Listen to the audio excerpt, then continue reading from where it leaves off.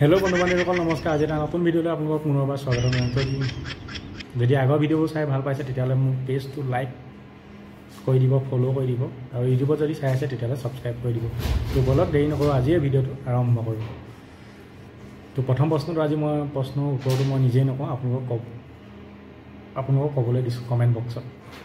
যদি পাৰে কৰিব, যদি নোৱাৰে কমেণ্ট কৰি দিব, মই নাজানো বুলি মই লিখি দিম ধুনীয়াকৈ। নহ'লে যিসকলে জানে তেওঁলোকে লিখিবই ন, তাৰপৰা চাই কপি কৰি ল'ব।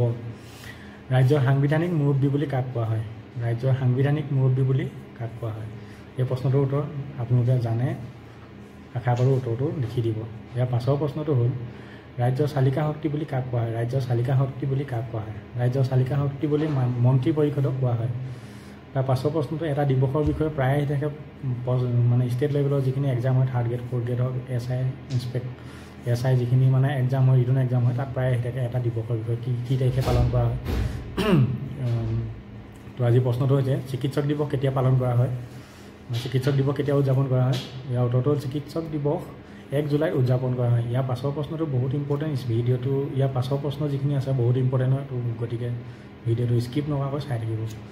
পাছৰ প্ৰশ্নটো হ'ল উমানন্দ মন্দিৰ কোনে নিৰ্মাণ কৰিছিল? উমানন্দ মন্দিৰ কোনে নিৰ্মাণ কৰিছিল? ইয়াৰ শুদ্ধ উত্তৰটো হ'ল উমানন্দ মন্দিৰ শিৱসিংহই নিৰ্মাণ কৰিছিল। ইয়াৰ পাছৰ প্ৰশ্নটো বহুতেই ইম্পৰ্টেণ্ট। এই প্ৰশ্নটো হ'ল বেলিমাৰ বুৰঞ্জী কোনে ৰচনা কৰিছিল? বেলিমাৰ বুৰঞ্জী বিশ্বেশ্বৰ বৈদ্যদ্বীপ। ইয়াৰ উত্তৰটো হ'ল বেলিমাৰ বুৰঞ্জী ৰচনা কৰা ৰচকজনৰ নাম হৈছে বিশ্বেশ্বৰ বৈদ্যদ্বীপ। ইয়াৰ পাছৰ প্ৰশ্নটো চিলাৰায়ৰ প্ৰকৃত নাম কি আছিল? চিলাৰায়ৰ প্ৰকৃত নাম আছিল শুক্লধ্বজ, সকলোৱে জানে। ইয়াৰ পাছৰ প্ৰশ্নটো ইম্পৰ্টেণ্ট হয়, অসমৰ আটাইতকৈ পুৰণি ৰজাজনৰ নাম কি? অসমৰ আটাইতকৈ পুৰণি ৰজাজনৰ নাম হৈছে মহীৰংগ দানৱ। ইয়াৰ পাছৰ প্ৰশ্নটো প্ৰায় আহি থাকে, এইটো 2020 চনতো আহিছে, 2015 চনমানতো আহিছে। অসম এছ'চিয়েশ্যন কিমান চনত স্থাপন কৰা হৈছিল?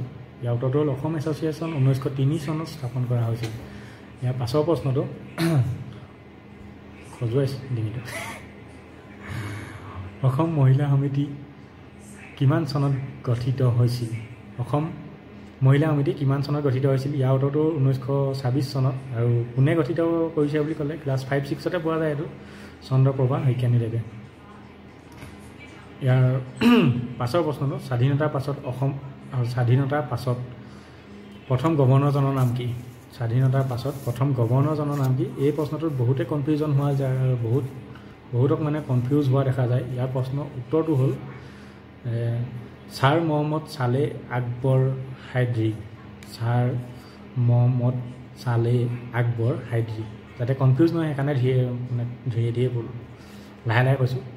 আশা কৰোঁ ভিডিঅ'টো চাই ভাল পালে। যদি ভাল পালে লাইক, কমেণ্ট, শ্বেয়াৰ, ছাবস্ক্ৰাইব কেইটা আছোঁ মই কৰি দিয়ক, আৰু লগতে বেল আইকনটো দবাই দিব যদি ইউটিউবত চাই আছে। Bye bye.